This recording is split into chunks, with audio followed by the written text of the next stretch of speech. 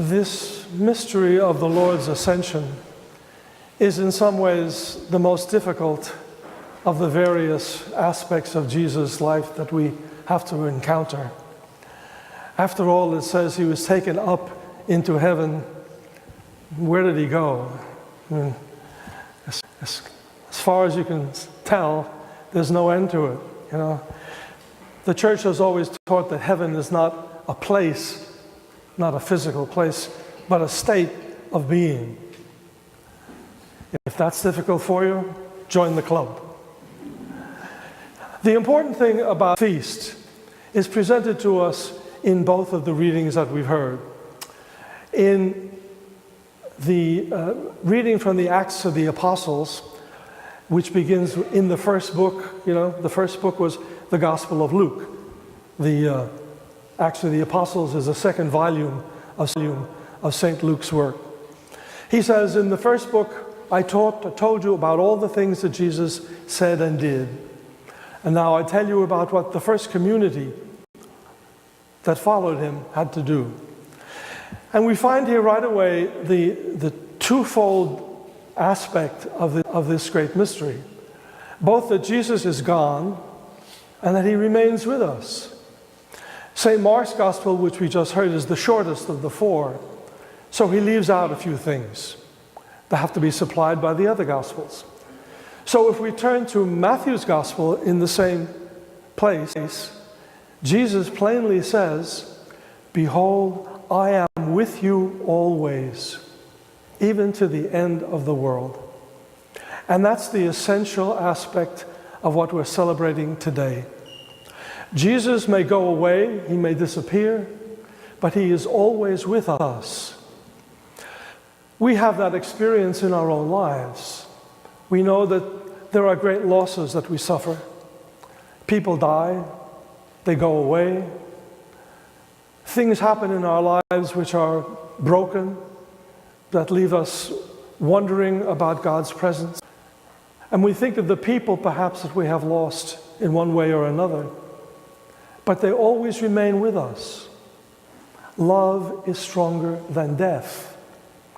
And so Jesus is saying to his disciples, as he has said in a number of places, I'm going away and you'll be sorrowful.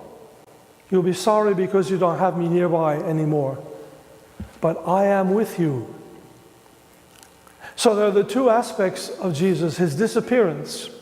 We don't see him anymore. We don't feel his close physical presence. The disciples might have felt that. He ate and drank with them. He handed food to them, and they ate it from his own hands. They won't have that experience anymore. But they are convinced that Christ is with them. And that's the point of this feast for us today, my brothers and sisters. For be convinced that Christ is always with us. And if he ascends, it means he goes above and beyond the pain and the difficulty of this world. Think of that moment in the first reading that we heard. Jesus is about to ascend into heaven, it says. And the disciples ask him, how going to restore the kingdom to Israel? The political reality of Israel, ancient Israel with its kings? Are you going to throw out the Roman occupiers from our country? And we think of Jesus saying, what is this? I've been with you so long and you don't get it yet. That was a pain and difficulty that our Lord had to experience all through his life. People really didn't understand what he was about. But at this last moment, Jesus is completely at peace, completely calm, and he simply says, I am always with you. No matter what happens, I am with you. We have to think about that in the world that we live in. Jesus remains in this world. Well, the world as we know it has many beautiful things about it, especially the people that we love. Today, our mothers and children, husbands and wives look at one another, realize what blessing that they have. But it's also a world in which there is terrible injustice and cruelty.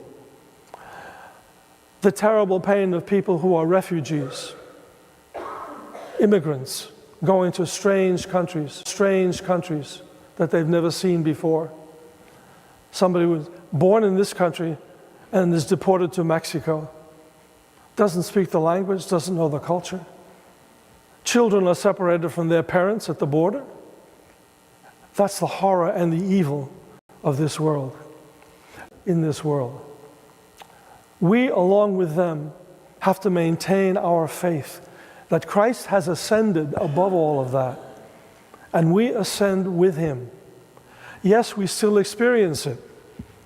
In that last moment, Jesus felt the pain of knowing that his disciples still didn't understand him, but he remained with them. We may feel the slings and arrows of terrible experience in our lives, but we know that Christ is with us, in our hearts, in our faith.